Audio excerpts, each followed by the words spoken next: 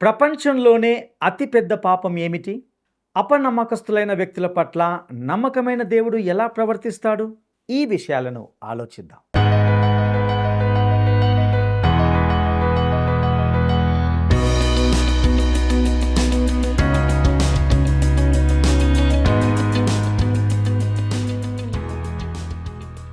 ప్రియమైన మిత్రులారా, ప్రేమధార కార్యక్రమానికి సాదరంగా ఆహ్వానం పలుకుచున్నాం. దేవుని మహాకృపను బట్టి మీరందరూ క్షేమంగా ఉన్నారని భావిస్తున్నాం. ప్రస్తుతం మనం ధ్యానిస్తున్న హోషేయ గ్రంథ అధ్యయనాలు మీకు ఆశీర్వాదకరంగా ఉంటున్నాయని భావిస్తున్నాం. నేటి కార్యక్రమం ద్వారా ప్రవక్త అయిన హోషేయ భార్య అయిన గోమెరు తన భర్త విషయంలో ఏ విధంగా నమ్మకంగా లేని భార్యగా ఉన్నది, అది ఇశ్రాయేలు ప్రజలకు ఎలా సాదృశ్యంగా ఉన్నది అనే విషయాలను వివరంగా తెలుసుకుందామా? మంచి దేవుడు నా యేసయ్యా, చింతలన్నీ బాపునయా, హృదయ వాంఛతో చేరిన వారికి శాంతి జీవము ఇచ్చునయా, హృదయ వాంఛతో చేరిన వారికి శాంతి జీవము ఇచ్చునయా. మహిమా ఘనత ప్రభావము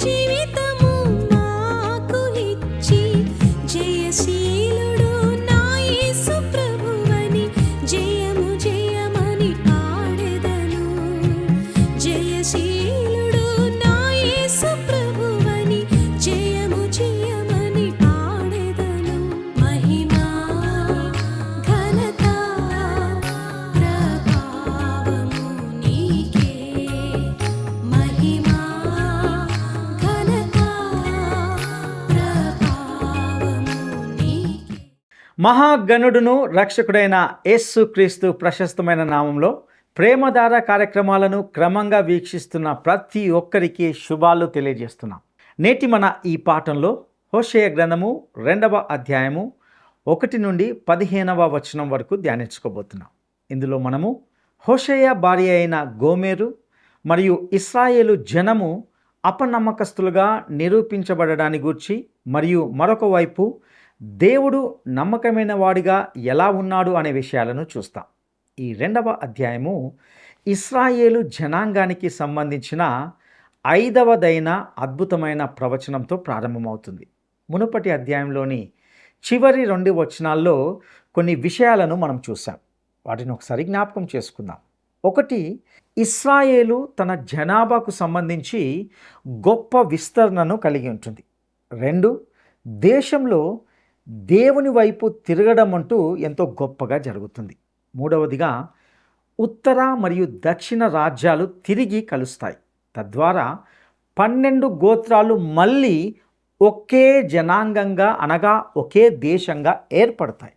4వదిగా తమ పైన ఒకనిని ప్రధానునిగా నియమించుకుంటారు. ఆయనే మెస్సియా అవుతాడు.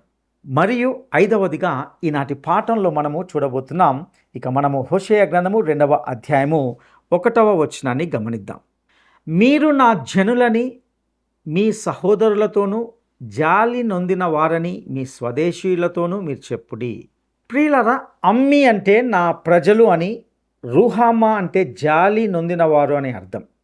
మీరు నా ప్రజలు అని చెప్పబోయే రోజు వస్తుందని దేవుడు ఆ జనాంగానికి చెప్తున్నాడు. నా ప్రియ స్నేహితుడా, మనము 3వ అధ్యాయంలో చూడబోతున్నట్లుగా ఇశ్రాయేలు జనాంగంతో దేవుని యొక్క వ్యవహారము అంతం కాలేదు. ఈ సత్యాన్ని అర్థం చేసుకోవడం చాలా ముఖ్యం. దేవుడు ఇశ్రాయేలుతో ఏకీభవించలేదని బోధించేవారు పాత నిబంధనలోని చాలా విషయాలను ఆధ్యాత్మికంగా భావిస్తారు లేదా తక్కువ చేస్తారు. మీరు పాత నిబంధన నుండి దాని యొక్క అక్షరాల ఉన్న అర్థాన్ని తీసివేయగలిగితే అది మీకు క్రొత్త నిబంధన కూడా అదే విధంగా చేయడానికి, భావించడానికి కొంత స్వేచ్ఛనిస్తుంది. రోమా పత్రిక మరియు యోహాను సువార్త 3వ అధ్యాయము 16వ వచనం యొక్క అక్షరాల అర్థాన్ని అపహరించాలని అనుకుంటున్నారా? క్రొత్త నిబంధనతో మీరు అలా చేయలేరు, మరియు పాత నిబంధనతో కూడా మీరు అలా చేయగలరని కూడా నేను నమ్మను. ఇక హోషేయ గ్రంథము 2వ అధ్యాయము 2 నుండి 5 వచనాలను మనం గమనిద్దాం.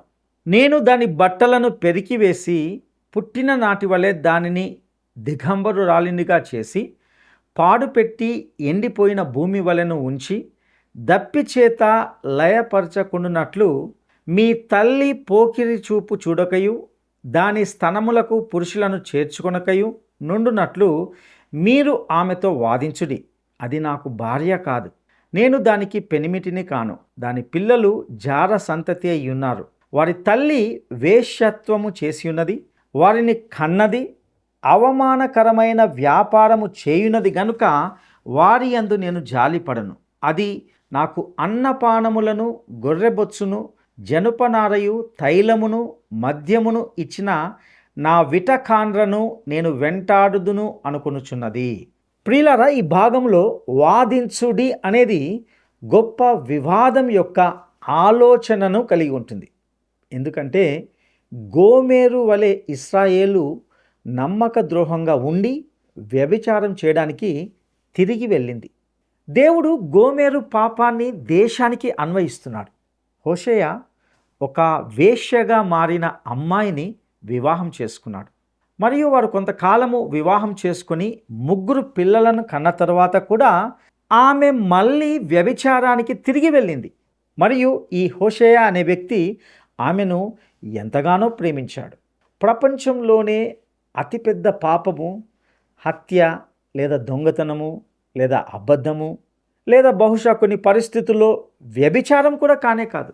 కానీ లేఖనం బోధించే దాని ప్రకారం చూస్తే ఒకరు చేయగల అత్యంత దారుణమైన పాపం ఏమిటంటే మిమ్మల్ని ఎంతో ప్రేమించే వ్యక్తికి నమ్మక ద్రోహం చేయడమే.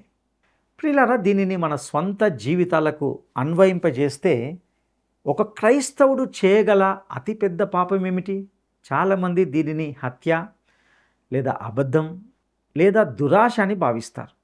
కానీ నా ప్రియ స్నేహితుడా, అతిపెద్ద పాపం ఏమిటంటే మిమ్మల్ని విమోచించిన మరియు మిమ్మల్ని ప్రేమించే దేవునికి నమ్మక ద్రోహం చేయడమే.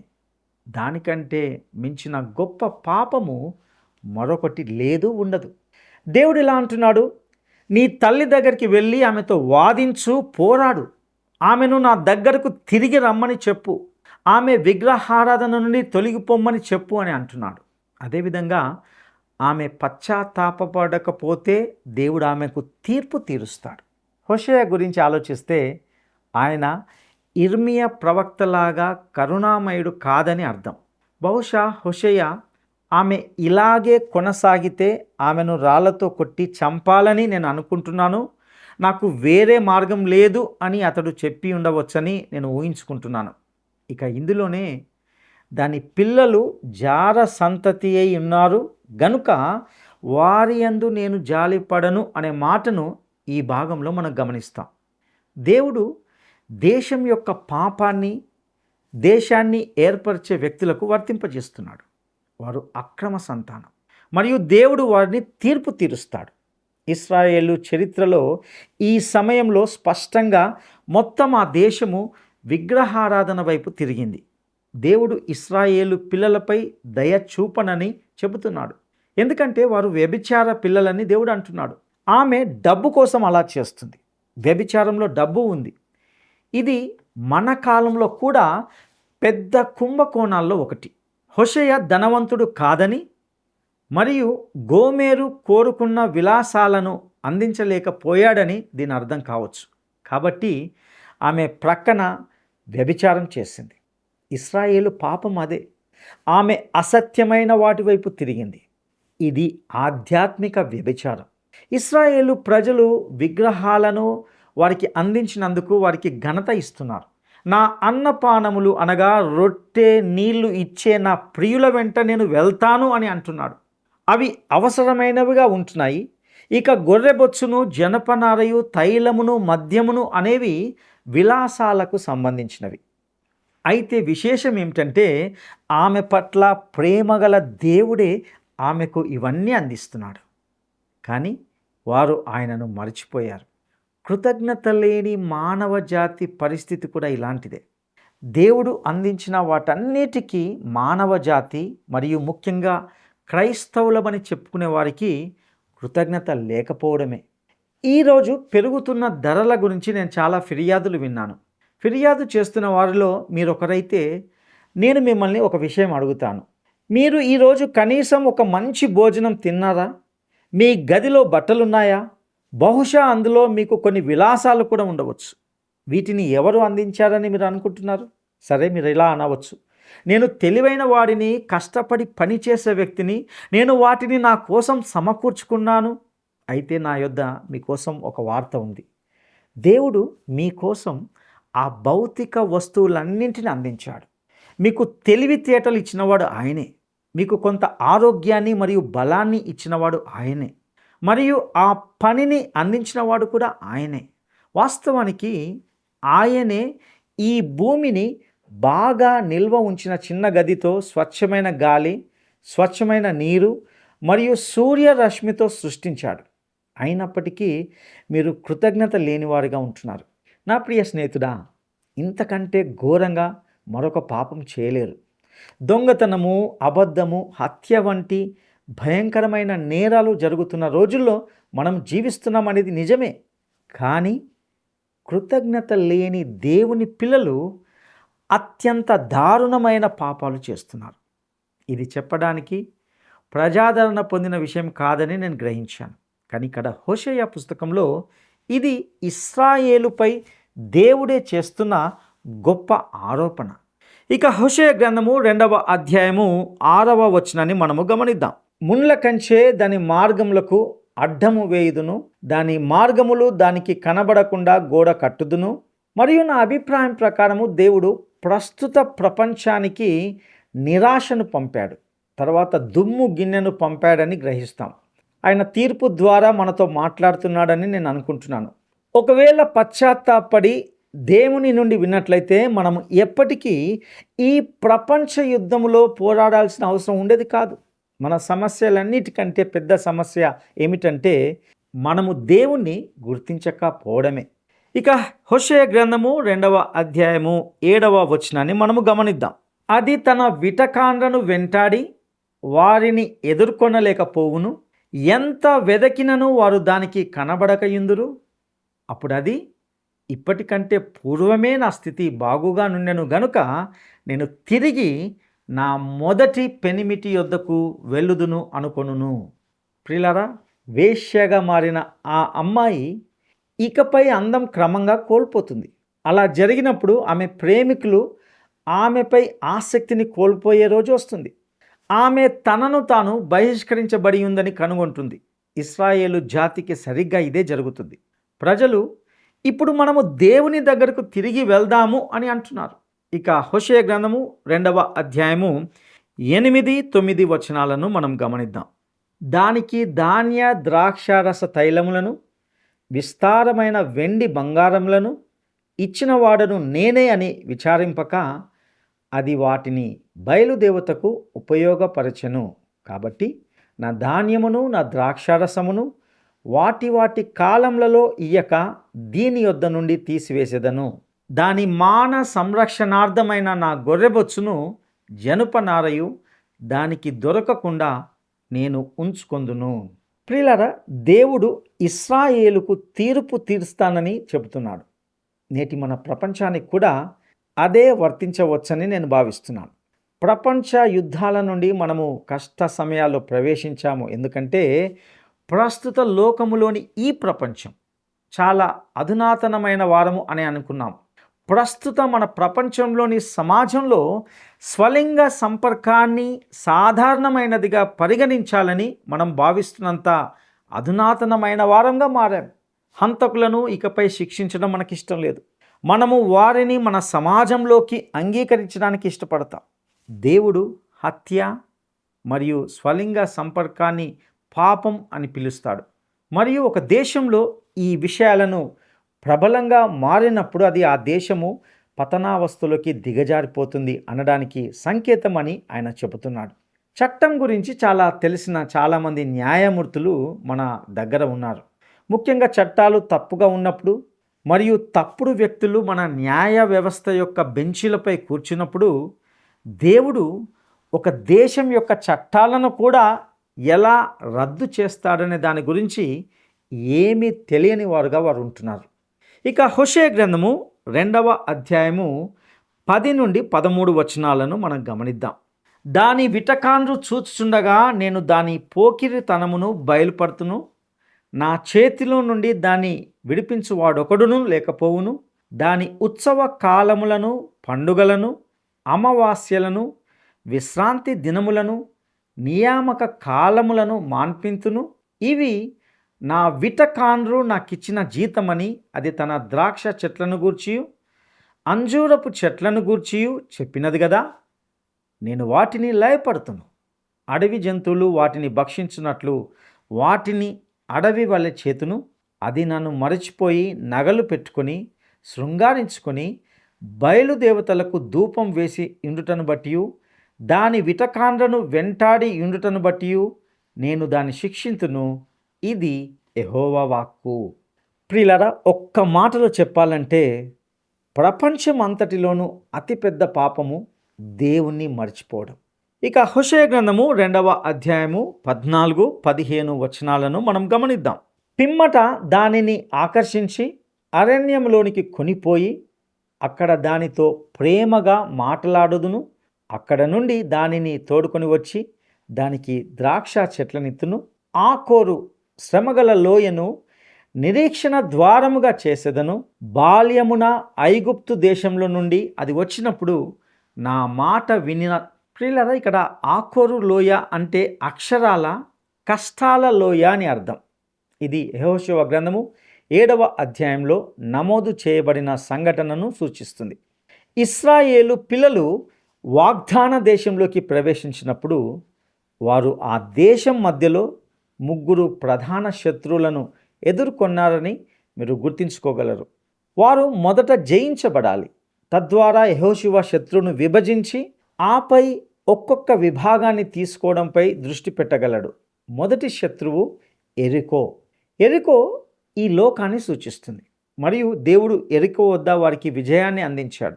తరువాత వారు హాయిపై దాడి చేశారు మరియు హాయి ఒక చిన్న నగరం కాబట్టి అది సులభమైన విజయం అని వారు భావించారు. అయితే హాయి శరీరాన్ని సూచిస్తుంది మరియు చాలామంది ప్రజలు తమ స్వంత బలముతో క్రైస్తవ జీవితాన్ని గడపగలరని భావిస్తారు. అంటే శరీరం ద్వారా ఎప్పుడు ఓటమి కలుగుతుంది. యెహోషువ హాయి వద్ద ఓడిపోయాడు, కానీ అక్కడ గొప్ప పాఠం నేర్చుకున్నాడు. యెరికో నాశనం సమయంలో అపవిత్రమైన వస్తువులను తీసుకోవద్దని దేవుడు ఆ మనుషులకు ఖండితంగా ఆదేశించాడు. కానీ ఒక వ్యక్తి అవిధేయత చూపాడు. ఫలితంగా హాయి వద్ద సైన్యము గొప్ప ఓటమిని చవిచూసింది. ప్రియులారా, యెహోషువ తన ముఖం మీద సాగిలపడి దేవునికి మొరపెట్టాడు. అతడు కూడా కొన్నిసార్లు మనం ఎలా అనుకుంటామో అలాగే చాలా భక్తిపరుడుగా ఉండి ప్రభువుకు ఫిర్యాదు చేశాడు. ప్రభువు అతనితో, ముందు నీ ముఖం మీద నుండి లే, ఇశ్రాయేలు పాపం చేసింది, ముందు చేసిన పాపానికి నువ్వు బాధ్యత వహించాలి, దాని విషయంలో దృష్టి నిలిపి చర్య తీసుకో, తద్వారా నీవు విజయాన్ని సాధించగలవు అని దేవుడు అన్నాడు. కాబట్టి వారు పాపం చేసిన వ్యక్తిని వెతకవలసి వచ్చింది. చివరికి అతడు ఆకాను అని కనుగొన్నారు. ఆకాను మరియు అతని ఆస్తిని ఆకోరు లోయకు తీసుకెళ్ళి అక్కడ నాశనం చేసి పాతిపెట్టారు. అప్పటి నుండి అది సైన్యాధిపతి అయిన యెహోషువ ఆధ్వర్యంలో ఇశ్రాయేలుకు విజయం కలిగింది. మరియు నా ప్రియమిత్రమా, నువ్వు మరియు నేను శరీర పాపాలతో తీవ్రంగా వ్యవహరించినప్పుడు మాత్రమే మనకు క్రైస్తవ జీవితంలో విజయం అనేది ఉంటుంది. ఆకోరు శ్రమగల లోయను నిరీక్షణ ద్వారముగా చేసేదను అనే మాటను ఇక్కడ చూస్తాం. వాస్తవానికి దేవుడు ఇలా చెబుతున్నాడు, నేను నీ పాపాన్ని తీర్పు తీరుస్తాను మరియు నేను నీ పాపాన్ని తీర్పు తీర్చిన తర్వాత భవిష్యత్తులో నీకు ఒక మహిమాన్వితమైన అద్భుతమైన నిరీక్షణ ఉంటుంది అని అంటున్నాడు. ఇక బాల్యమున ఐగుప్తు దేశంలో నుండి అది వచ్చినప్పుడు నా మాట వినినట్లు అనే మాటల్లోని భావం ఏమిటంటే, ఆమె అక్కడ పాడుతుంది, ఆమె యవన దినాల వలె మరియు ఆమె ఐగుప్తు దేశం నుండి బయటికి వచ్చిన రోజు వలె సంతోషిస్తుంది. నా ప్రియమిత్రమా, నేటికి ఇశ్రాయేలు దేశంలో మీరు దీన్ని ఇలా చూడలేరు. ఇశ్రాయేలు తన దేశంలోకి తిరిగి వచ్చినప్పటికీ ఈ ప్రత్యేక ప్రాంతము షెకెము సమీపంలో ఉంది. యోసేపును సమాధి చేసిన ప్రదేశానికి సమీపంలో ఉంటున్నది. ఈ ప్రాంతము అరబ్ ఇశ్రాయేలు సంఘర్షణకు నిలయంగా ఉంది. ఈ వాగ్దానము నెరవేరడం ఇంకా భవిష్యత్తులో జరగవలసి ఉంది.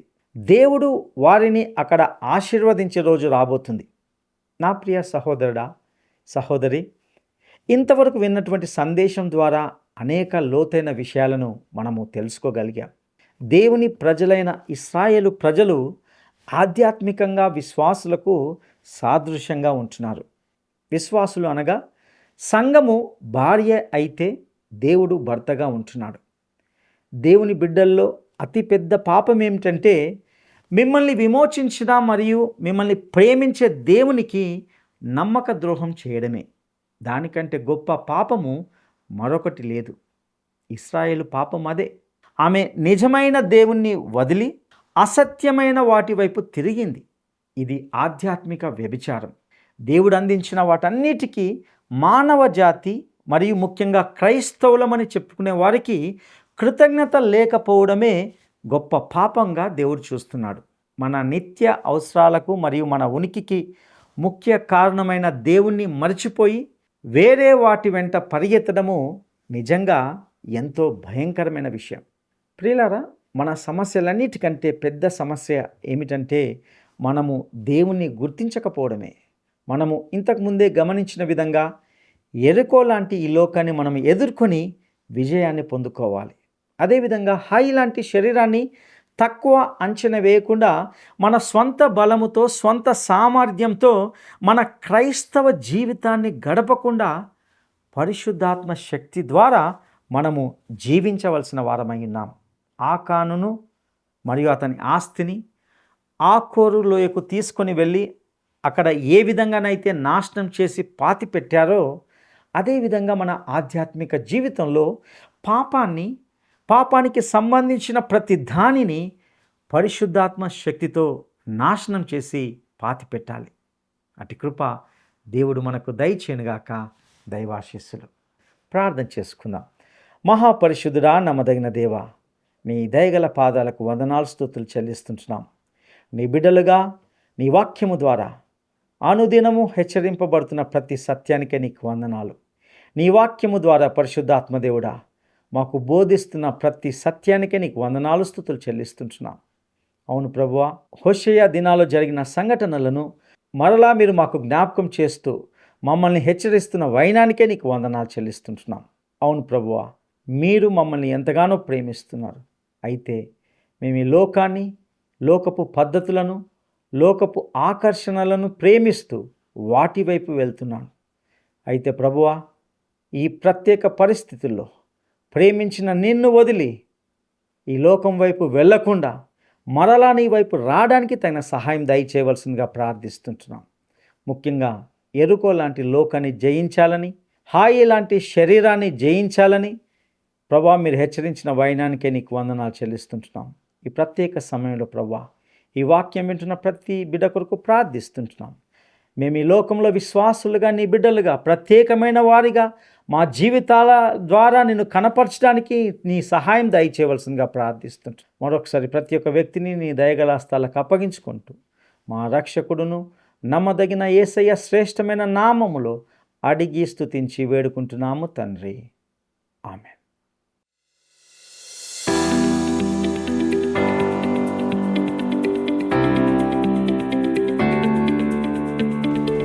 హాయి పట్టణము దేనిని సూచిస్తుంది? హాయి పట్టణము దేనిని సూచిస్తుంది? 1 లోకాన్ని, 2 శరీరాన్ని, 3 మనస్సును. ఈ ప్రశ్నకు సరైన జవాబును ఈ వాట్సాప్ నంబర్కు పంపండి. మా వాట్సాప్ నంబర్ 9339952570. ప్రియులారా, నేటి ఈ సందేశం ద్వారా మీరు అనేక లోతైన ఆధ్యాత్మిక సత్యాలను నేర్చుకున్నారని, పరిశుద్ధాత్మ దేవుడు ఖచ్చితంగా మీతో వ్యక్తిగతంగా మాట్లాడి ఉన్నాడని తలస్తున్నాం. మీ ఆధ్యాత్మిక జీవితంలో ఏమైనా సందేహాలు కానీ, ప్రార్థన అవసరతలు కానీ ఉన్నట్లయితే ఈ క్రింద ఇవ్వబడిన ఫోన్ నంబర్కు తప్పకుండా కాల్ చేసి మాకు తెలియచేయండి. మేము మీ సందేహాలను తీరుస్తాం, మీకోసం ప్రార్థిస్తాం. మేము మీ ఫోన్ కాల్ కోసం వేచి ఉంటాం. ఈ కార్యక్రమాలను మీరు యూట్యూబ్ ద్వారా కూడా వీక్షించవచ్చు. మేము మీ కొరకు, మీ కుటుంబాల కొరకు ప్రార్థిస్తాం. దేవుడు మీకు తోడయుండి నడిపించునుగాక. ఆమేన్. ఈ కార్యక్రమం మీకు నచ్చిందా? అయితే వెంటనే మిస్డ్ కాల్ ఇవ్వండి. బహుమతి పొందే విజేత మీరే కావచ్చు.